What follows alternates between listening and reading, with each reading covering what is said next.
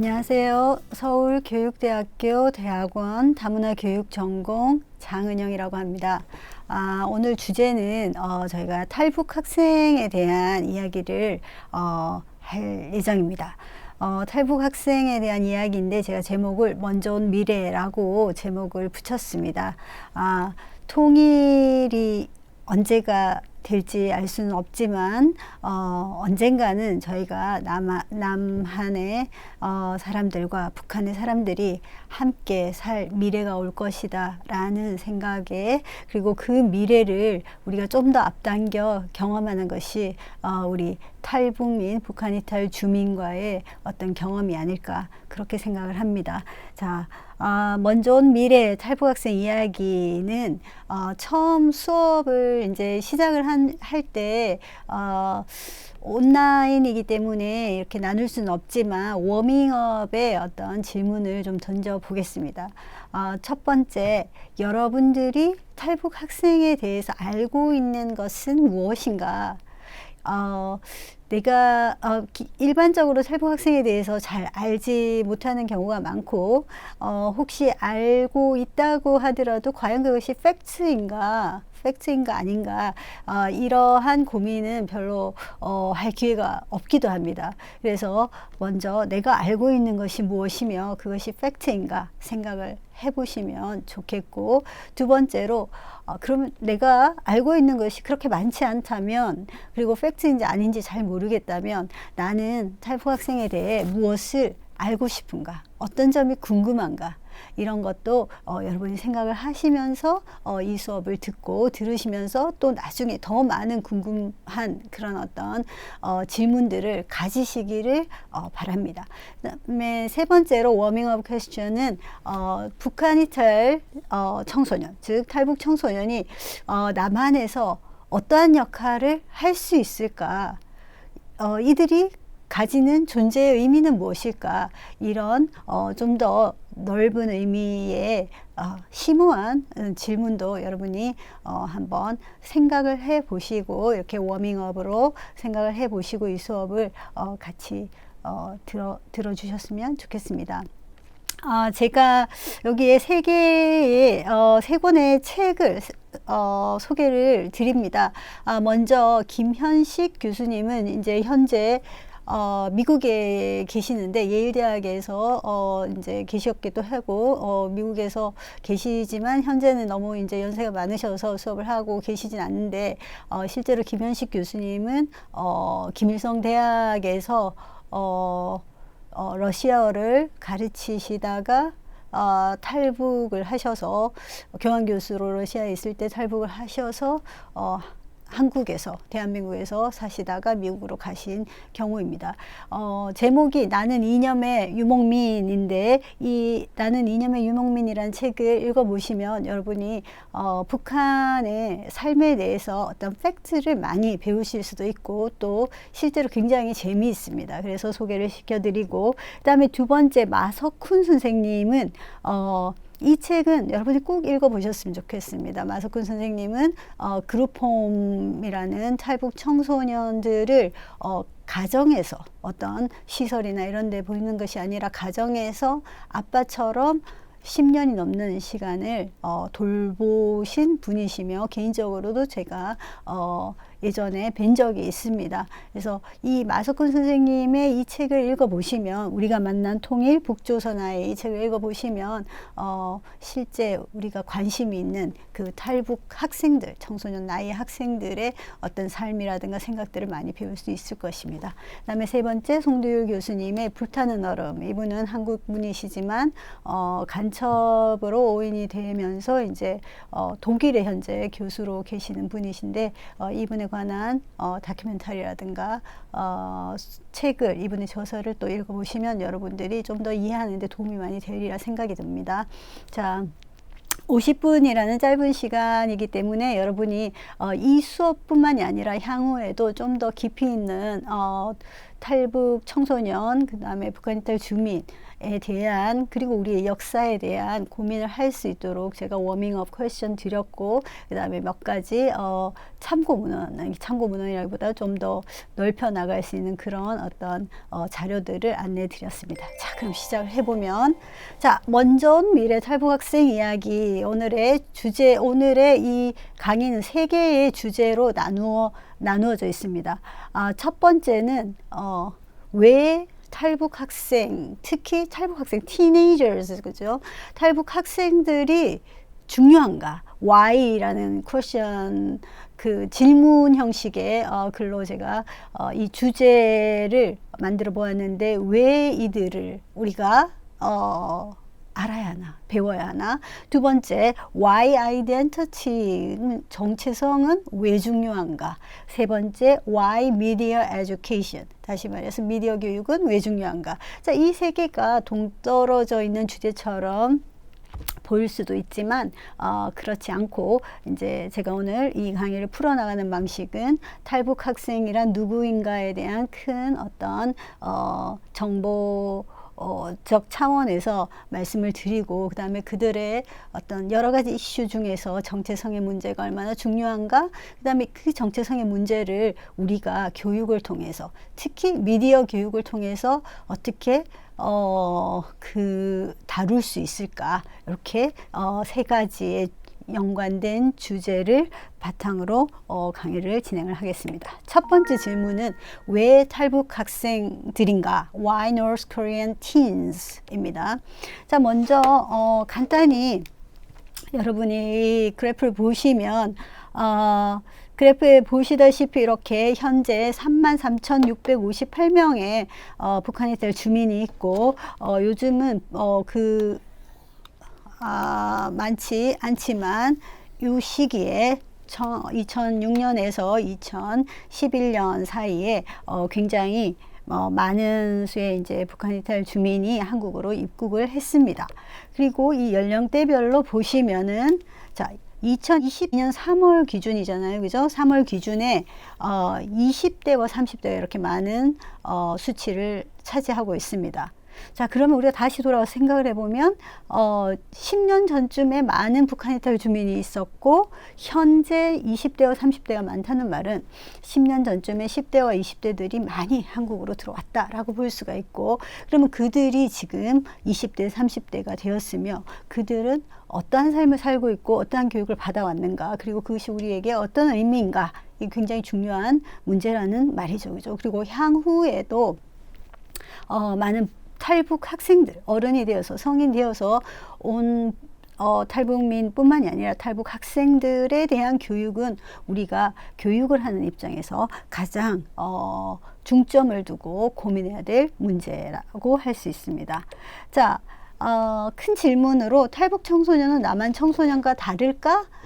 대답을 밑에다 제가 삽입을 했습니다. 다를까? Yes and no.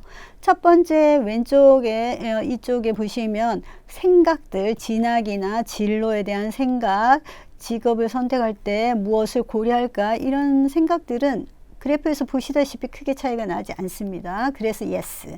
근데 no라고 한 것은 북한 출신인지 공개를 하는 것에 대해서 어떻게 밝히는가? 라는 질문에 대해서 약 50% 정도의 탈북 학생들이 웬만하면 밝히지 않겠다라고 말을 합니다. 자, 이것은 정체성과 직결되는 문제로서 내가 누구인가라고 말을 할 때 내가 탈북 청소년이라고는 말하고 싶지 않다라는 것이죠. 그죠? 이것이 주류적 입장에서는 크게 중요하지 않게 느껴질지 모르겠으나 실제로 자신의 뿌리가 되는 북한 출신이라는 사실을 밝히지 않는다는 것은, 그것을 밝히지 않는 사람의 입장에서는 굉장히 불안의 요소가 되고 자신의 정체성을 자기 스스로 부인하는 요소가 될 수 있습니다. 그래서 그렇게 많지는 않으나 이런 점에서는 남한 청소년이 겪는 정체성의 문제와 다른 문제를 탈북 청소년은 겪고 있다라고 볼 수가 있겠죠. 그죠? 자, 그러면 탈북 청소년이 직면한 이슈를 여러분이 볼 수 있는데, 탈북 청소년에 대해서 이제 연구를 한 러터라는 이제 분이 자, 탈북이 아니죠. 난민 청소년의 경험에 대해서 상실감과 트라우마와 변화의 정점에 있다. 다시 말해서 이들이 겪는 어떤 어려움들은 다른 성인보다 훨씬 더 심각하고 어려운 정점을, 어떤 상실감의 정점, 이런 것들을 보여준다. 그러면은 이 난민, 이제 탈북 청소년 외국에서 봤을 때는 난민, North Korean refugee라고 보는데, 이들이 겪는 어떤 어려움에 대해서는 제가 여기에 나열을 하였듯이 이러한 문제들이 있을 수 있습니다. 그죠? 자, 이 문제들은 여러분들이 이렇게 보시면 문화적, 언어적 차이, 학력 격차로 인한 갈등, 또래 갈등, 왜냐하면 나이가 다르기 때문에. 그래서 탈북 청소년의 경우에는 우리가 13세에서 25세까지를 청소년이라고 얘기를 하기도 합니다. 왜냐하면 13세에서 19세 일반적인 청소년의 기준으로 봤을 때는 이들이 탈북 과정에서 학교를 다니지 못한 기간이 굉장히 길기 때문에 이들이 다시 와서 고등학교 과정을 겪고 대안학교를 가든지 그렇게 하기 위해서는 이들의 어떤 청소년이라는 연령대 기준을 조금 더 넓혀서 잡는 것이 중요하다, 필요하다라는 의미에서 25세까지를 보기도 합니다. 그래서 근데 생각을 해보시면 고등학교에 나보다 2살, 3살, 심지어 5살까지 많은 누군가가 있다. 어떤 또래가 있다. 이런 것은 이제 갈등을 유발을 할 수가 있다는 얘기죠. 그죠? 두 사람 모두에게, 그러니까 남한 학생과 탈북 학생 모두에게. 자, 보시다시피 이러한 이슈가 있고, 실제로 이제 서울 소재의 한 대안학교의 현황을 보시면, 제가 이 대안학교와 이제 굉장히 오랜 기간 연구를 같이 해왔는데, 이 현황을 보시면은, 3가지 아주 큰 문제. 남북 학생 간 학력 격차. 대안학교이기 때문에 이 학교에는 탈북 학생만 있지만, 기본적으로 그 학력 격차를 객관적으로 봤을 때 굉장히 크다라고 할 수가 있고, 그 다음에 탈북 학생과 남한 교사 간 어떤 문화 차이로 인한 갈등을 아주 쉽게 볼 수가 있습니다. 3번째로 최근에 보여지는 갈등은 탈북 학생이 북한에서 바로 탈북한 학생도 있지만 북한을 나온 여성이 중국에서 출생한 중국에서 낳은 아이, 그 아이가 한국으로 들어왔을 때 중국 출생 탈북 학생이라고 부를 수가 있습니다. 이 두 집단 간의 또 문화와 언어의 차이가 크기 때문에 대안학교 안에서 이들이 50% 정도 되거든요. 그러면 갈등이 또 생길 수 있다. 이런 부분이 있습니다. 그리고 이제 이 탈북 학생들이 대부분 굉장히 힘든 탈북의 과정을 겪었고, 그 과정 중에 부모님을 잃은 학생도 있고, 어떤 심각한 그 상처를 입은 학생들, 정신적, 육체적으로 많기 때문에 심리 치료가 필요한 학생이 많으며, 또한 기본적으로 어떤 영양 부족이라든가 그런 발달 장애를 가진 학생들도 많이 있습니다. 물론 모든 학생들이 그렇지는 않고 그러한 경향이 좀 있다. 그래서 우리가 이 학생들이 가지고 있는 문제, 어려움들이 이런 것들이 있다라고 할 수가 있습니다. 자, 그러면은 이 학생들이 에 있어서 정체성의 문제는 무엇이냐? 우리가 보면 자, 정체성이라는 질문은 내가 누구인가라는 질문입니다. 그죠?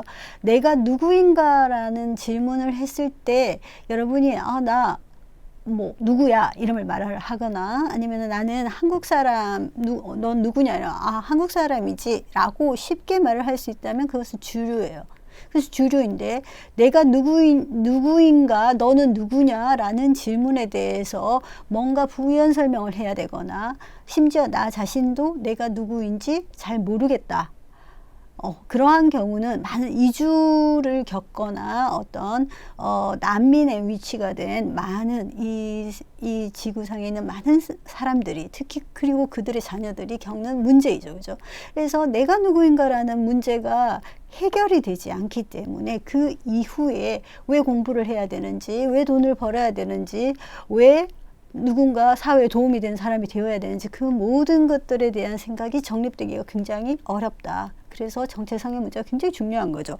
그러면 내가 누구인가라는 문제가 어려운, 특히 탈북 학생에게 어려운 이유는, 자, 일단 기본적으로 이 북한 이탈 주민을 부르는 명칭부터 우리가 얘기를 해보겠습니다. 북한 이탈 주민을 부르는 명칭이 이렇게 변화해 왔어요. 여러분, 이것이 굉장히 재미있지만 시간이 많지 않기 때문에 간단히 말씀드리면, 전쟁 직후에는 단순히 전쟁을 피한 피난민이었다.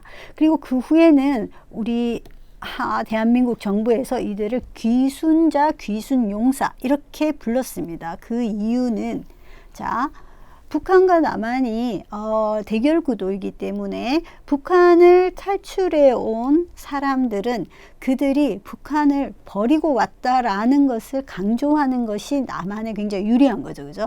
그렇기 때문에 그들을 용사라는 이름으로 굉장히 칭송하는 그러한 분위기가 이렇게 80년대까지 이어졌는데, 그 이후에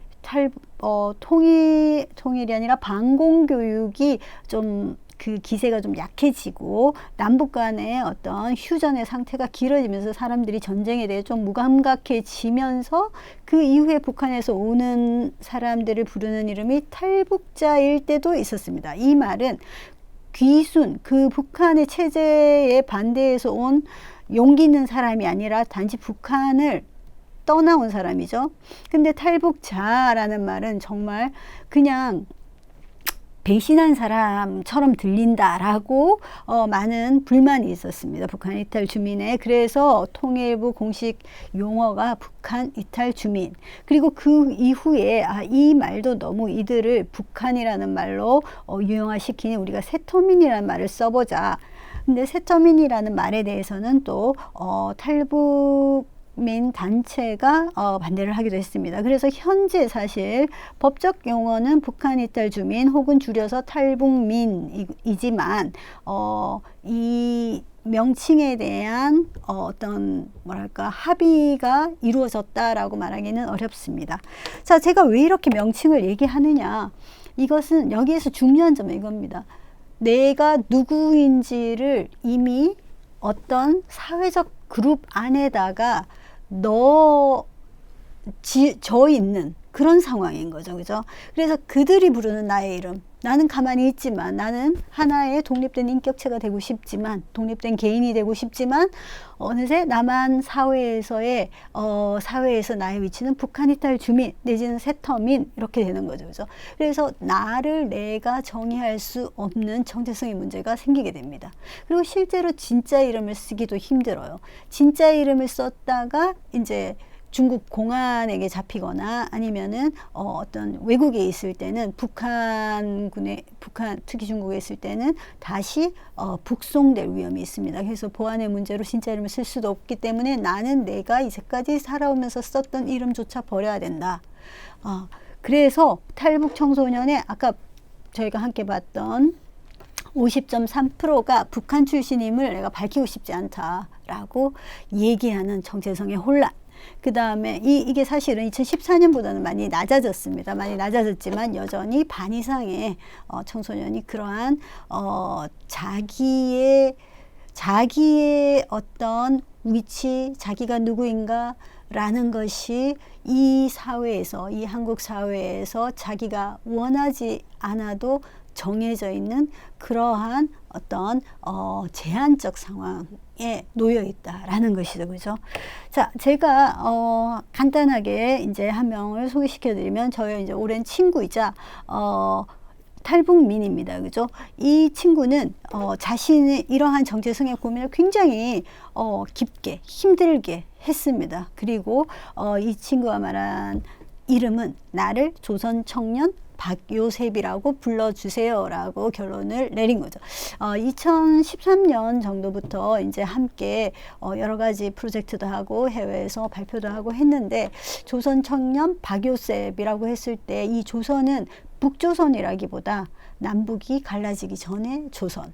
그 다음에 박요셉은 물론 본명이 아닙니다. 그렇지만 본인이 이제 그 기독교를 믿게 됐어요. 그래서 기독교 성경 안에 나오는 요셉처럼 남과 북을 잇는 다리가 되고 많은 어떤 다양한 민족들이 하나가 되게 하는 역할을 하고 싶다. 자, 그래서 제가 말씀드리고 싶은 것은 정체성의 혼란을 겪지만 그만큼 제대로 정체성을 정립하였을 때 새로운 리버스인 거죠. 그죠? symbolic reverse인데 상징적으로 새롭게 태어나는 그런 경험도 할 수 있는 가능성. 이러한 가능성에 우리는 초점을 둬야 된다라는 말씀을 드리고 싶습니다. 자, 그러면 Why Media Education으로 넘어왔어요. 자, Why Media Education은 무엇이냐면, 일단 이러한 탈북 학생들이 어떤 교육을 받아야 되는 것인가? 제가 말씀드리고 싶은 건 두 가지가 중요하다. 영어와 미디어예요. 근데 그 전에 하나 인용을 보시면 많은 탈북민들이 이런 말을 했습니다. 북한에서는 배고파서 죽고 남한에서는 몰라서 죽는다. 즉 다시 말해서 교육이 너무 절실하다라는 거예요. 그런데 특히 교육이 절실한데 이 청소년 나이에 학생들에게 교육이 절실하고, 그러면 그 교육을 어떻게 해야 될 것인가? 남한 학생들과 똑같은 방식으로 교육을 했을 때는 끝없이 뒤처지는 그런 결과밖에 나지 못합니다. 그죠? 많은 학교에서 예를 들어 성적이 낮은 학생들이 결과적으로 성적이 높은 학생들에게 성적으로 평가될 때 그들이 끊임없이 주변화될 수밖에 없다는 것이죠. 다른 많은 장점이 있음에도 불구하고. 그래서 마찬가지로 탈북 학생들이 남한 학생들과 같은 방식으로 교육이 되어서는 절대로 이 학생들만이 가진 잠재력을 우리가 끌어낼 수 없다. 이 학생들이 건전하고 아주 강한 정체성, 정말 긍정적인 정체성을 가지게 교육을 통해 할 수는 없다는 것이에요.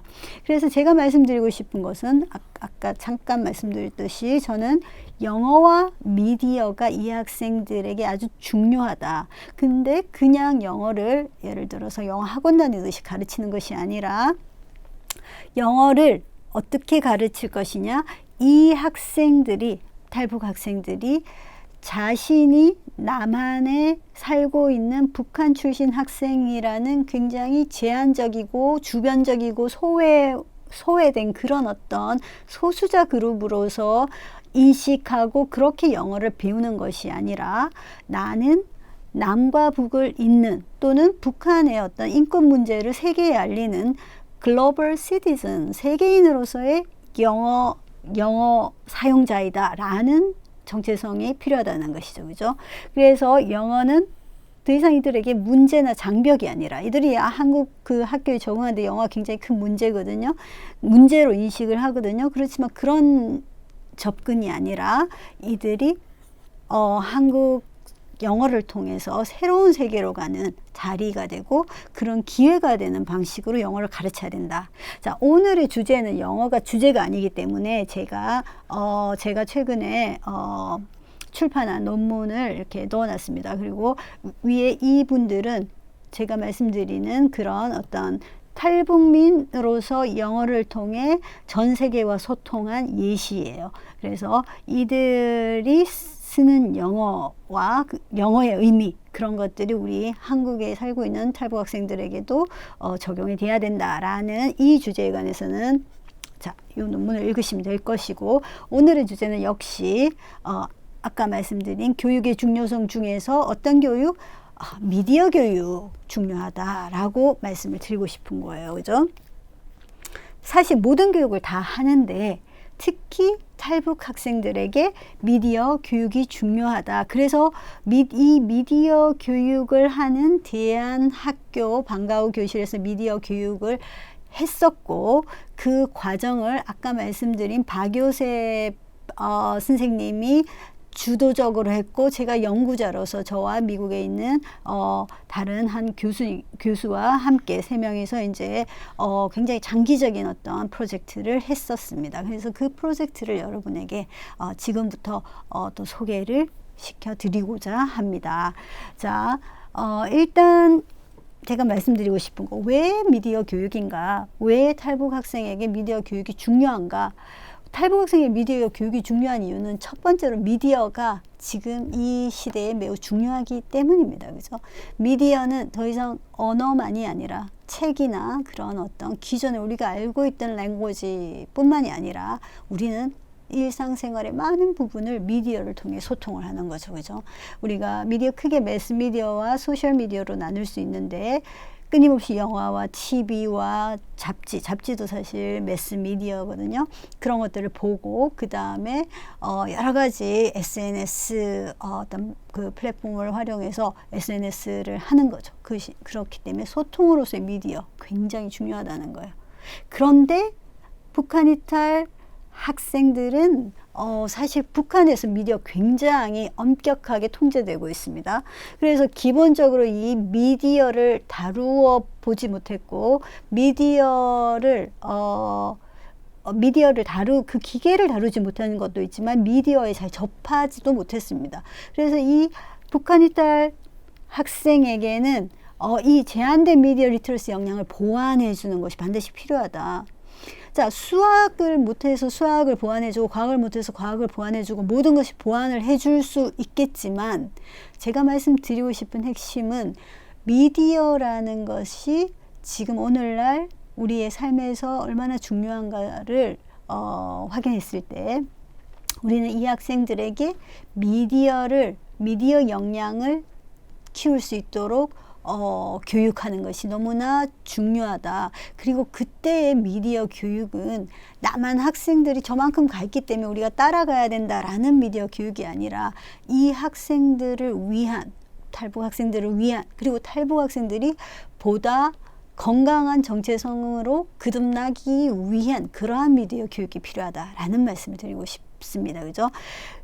그래서 이 미디어 교육 역시 아까 제가 말씀드린 영어와 마찬가지로 남과 북이라는 어떤 이분법을 떠나서 미디어를 통해 SNS, 페이스북이라든가 그죠? 인스타그램을 하면서 세계와 소통하고, 또 세계 여러 나라의 다양한 어떤 미디어 문화 산물을 경험하고 본인이 직접 1인 미디어를 만들어내면서 이들이 소통할 수 있는데, 그렇게 소통할 때는 더 이상 탈북민이라는 어떤 소외된 집단으로 인식되지 않을 수 있다. 그러한 것을 위해서는 미디어가 매우 중요하다는 거죠. 그죠? 그래서 제가 지금 소개 드리는 것은 아까 말씀드린 대로 직접 연구를 했던 프로젝트, 그리고 최근 아니고 2019년에 외국 학술지의 논문으로 게재된 것입니다. 그건 정리돼서 게재된 것이죠. 그죠? 그 일련의 과정들을 간단히 소개를 드리겠습니다.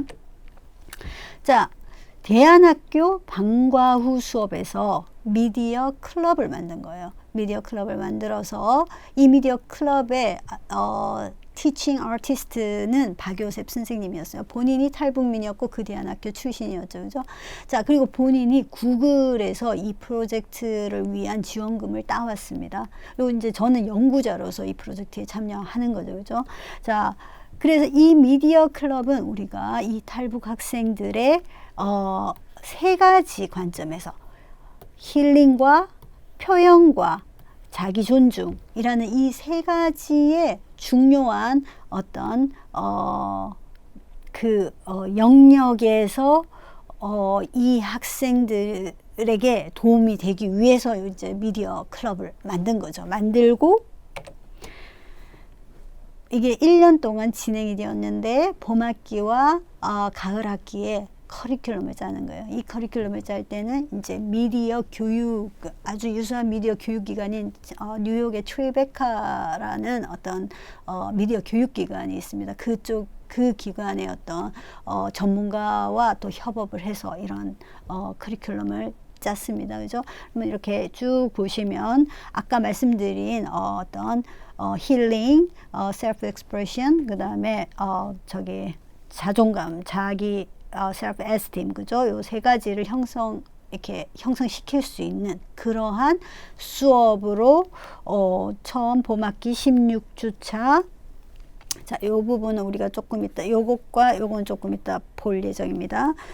그 다음에 가을 학기는 이런 식으로 이어져서 이제 가을 학기 마지막에 또 영상 만들기를 했던 거죠. 그죠? 그래서 이 미디어 클럽은 미디어를 보고 분석하고 해석하고 또 동시에 미디어를 직접 카메라를 다루면서 미디어 산물을 만들어내는 거죠. 그죠? 창출해내는 거죠. 학생들이 함께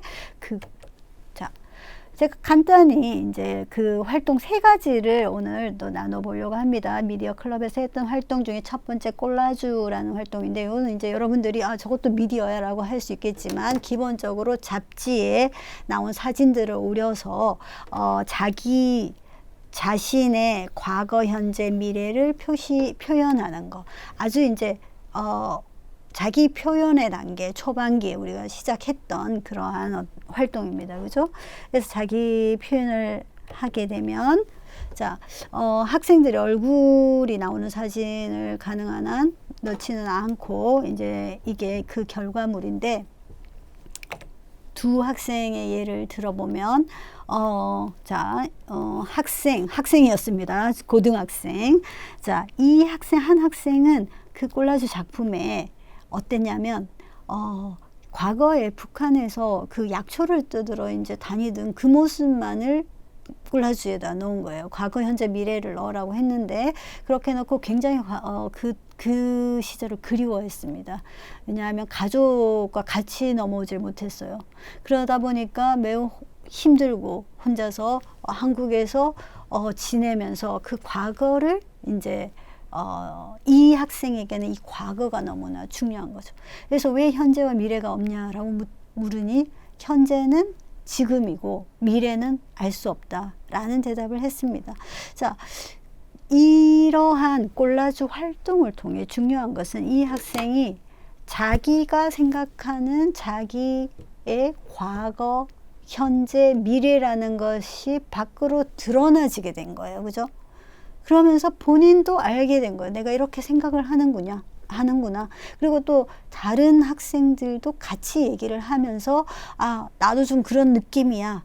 이런 기회를 가지게 되는 거죠. 그죠? 자, 그 다음에 학생 B는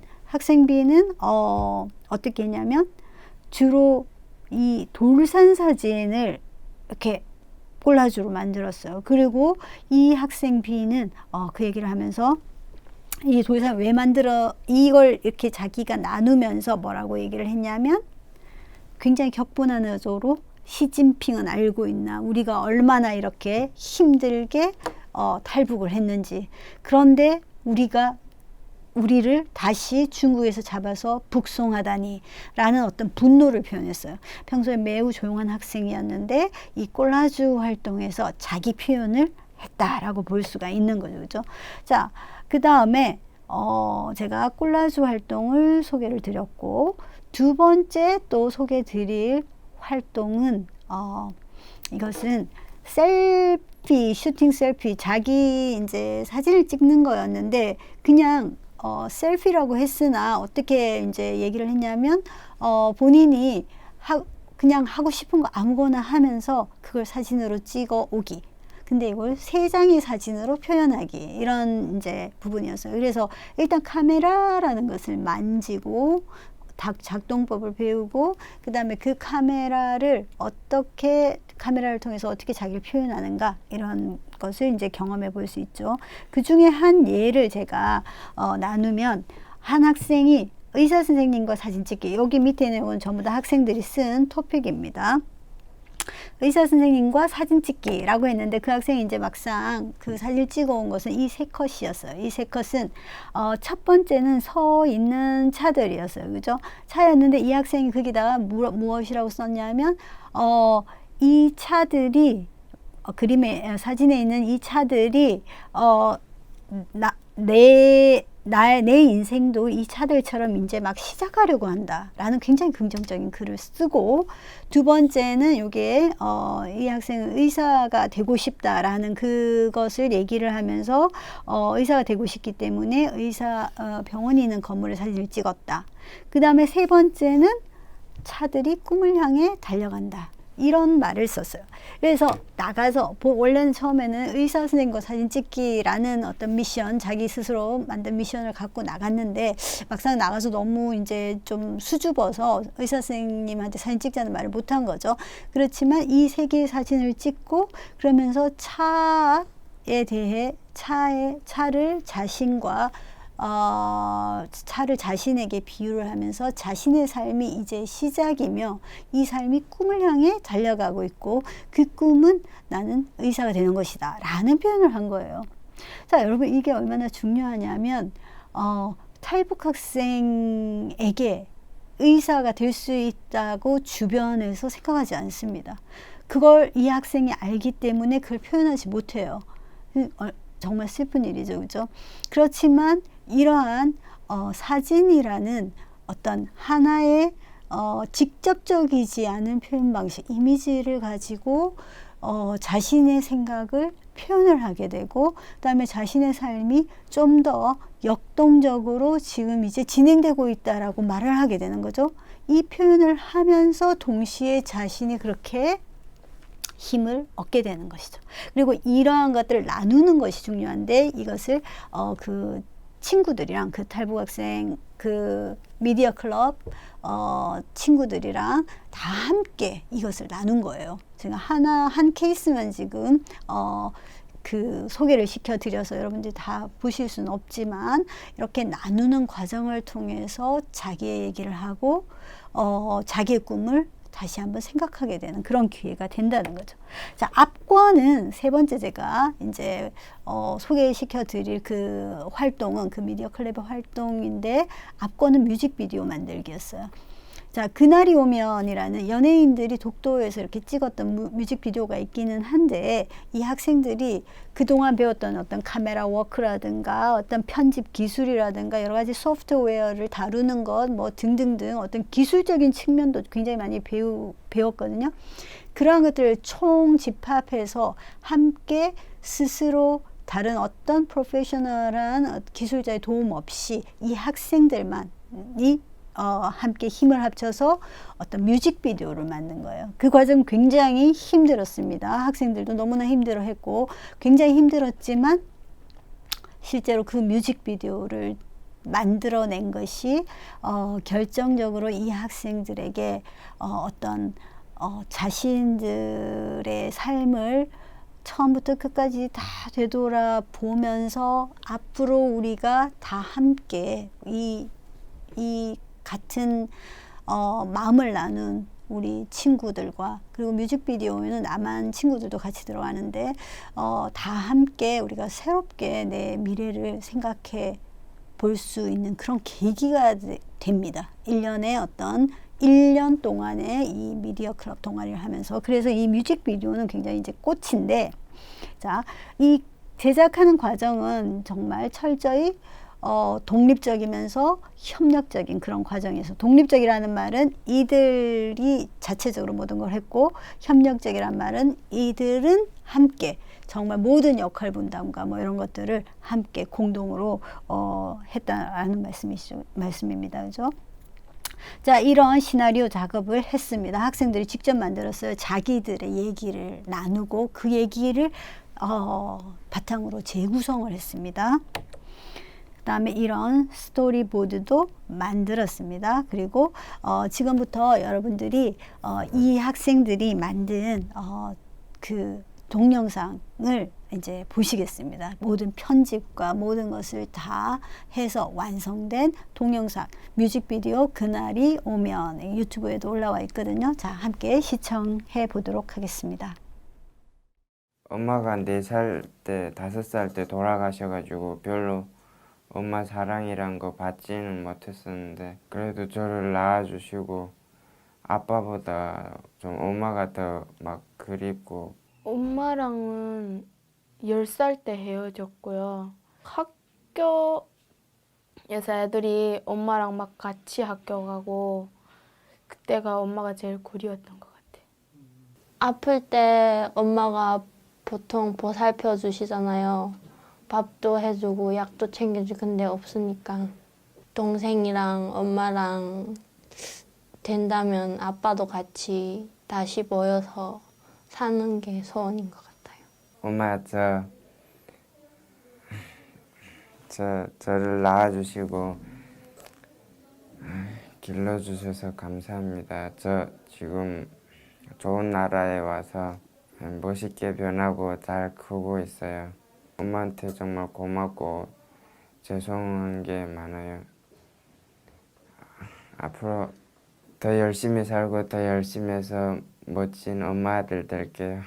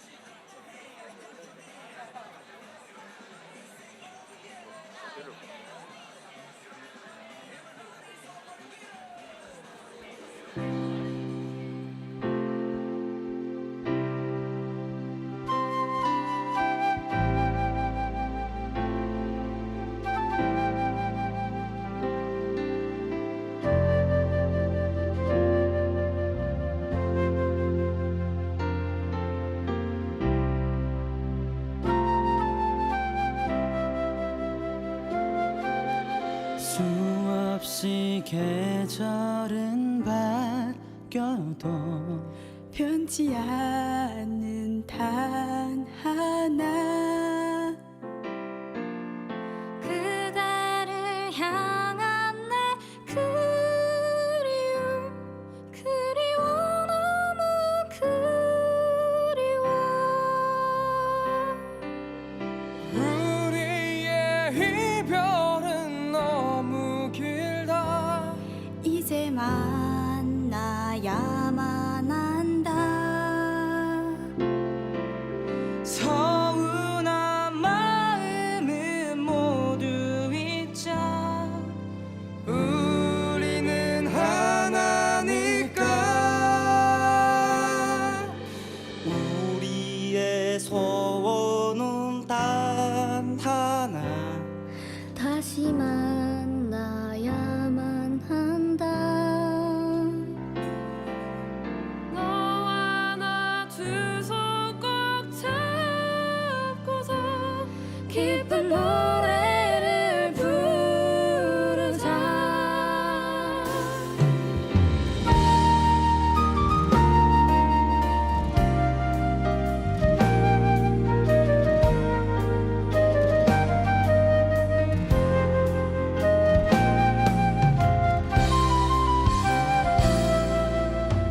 모두가 기다리고 있다 우리 다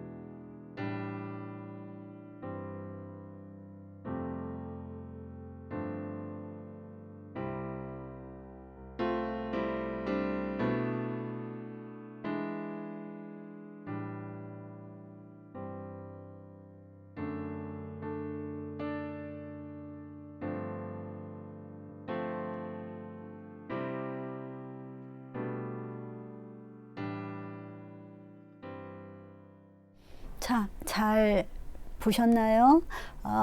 이 학생이 이제 다 성인이 됐습니다. 성인이 됐고, 밑에 이제 스텝으로 이렇게 올라오잖아요. 그 스텝에 나오는 뭐 촬영 감독이라든가 그 모든 이름들은 다 학생들의 이름이에요.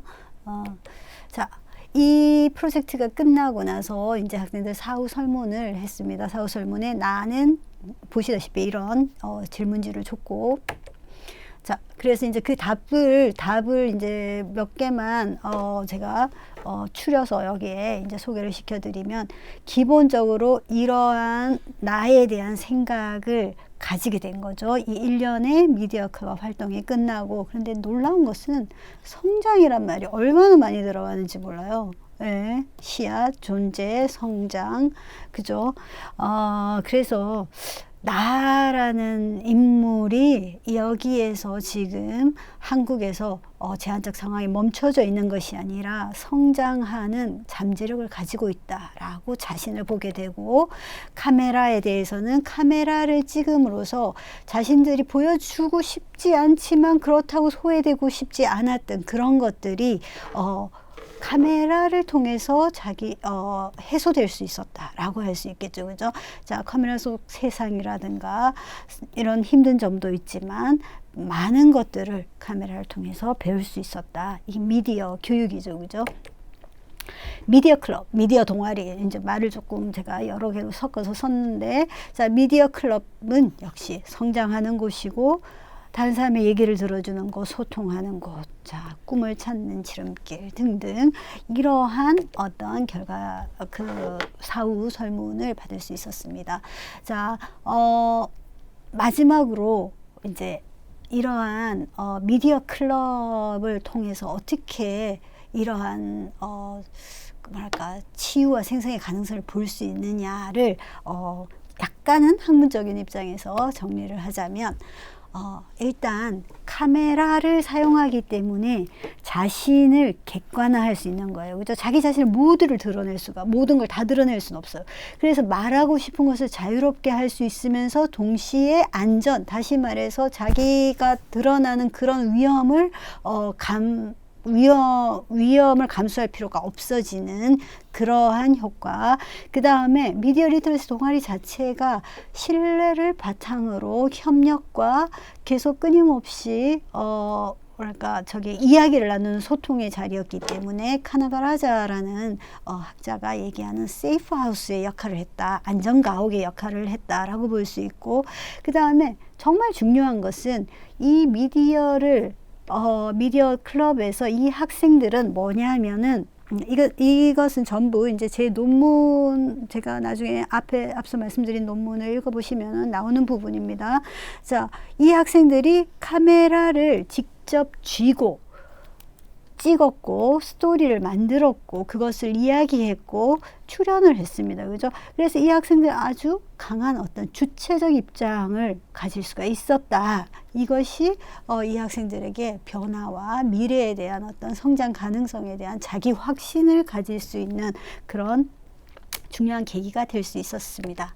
자, 마지막으로 이제 제가 정리를 하겠습니다. 마지막으로 정리를 하면, 남과 북의 문제는 굉장히 오래됐어요.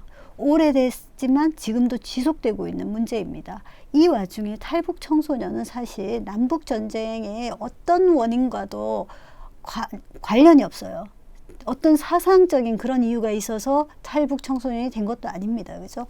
그렇기 때문에 우리는 탈북 청소년의 교육을 남한, 북한이라는 어떤 그러한 관점에서 이분법적으로 보는 것이 아니라, 이 아이들이 남북의 경계를 넘어서, 그런 이분법을 넘어서 세계로 나아가는 그러한 어떤 새로운 인재로서, 뭐 인재가 아니어도 그냥 자유로운 개인으로서 어떻게 교육할 것이냐, 그러한 제3의 공간의 입장에서 우리가 이 탈북 청소년을 위한 교육을 해야 된다라는 주장을 저는 하고 싶습니다.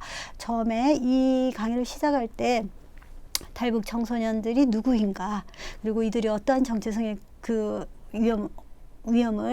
어려움을 가지고 있는가, 그리고 또한 이들이 어떤 가능성을 가지고 있는가, 그것이 미디어 교육을 통해서 어떻게 이 아이들을 위한, 그리고 이 아이들에게 맞는 교육을 할 수 있었으며, 그리고 그 교육이라는 것이 우리가 나만의 눈으로 이 아이들을 보는 것이 아니라 세계의 눈으로 보는 것, 그것은 남과 북이 아닌 제3의 공간으로서의 교육의 가능성을 보는 것, 그것이 중요하다라고 말씀을 드리고 싶습니다. 자, 여기 보시면 일단 기본적으로 저는 우리가 한민족이다라고 말을 하는 것의 의미는 중요하지 않다. 오히려 그것이 더 이 아이들을 소외시킬 수 있습니다. 한민족이라는 것이 나쁘다는 것은 아니지만 한민족이다라고 얘기하는 것보다는 이러한 어떤 차이나는 경험을 가지고 있고, 그 경험을 가지고 이 아이들이 한국 사회에 그리고 세계에 어떤 기여를 할 수 있으며 개인으로서 어떻게 행복한 삶을 주체적으로 영위할 수 있게 우리가 도와줄 것인가, 그것이 중요하다라는 점입니다.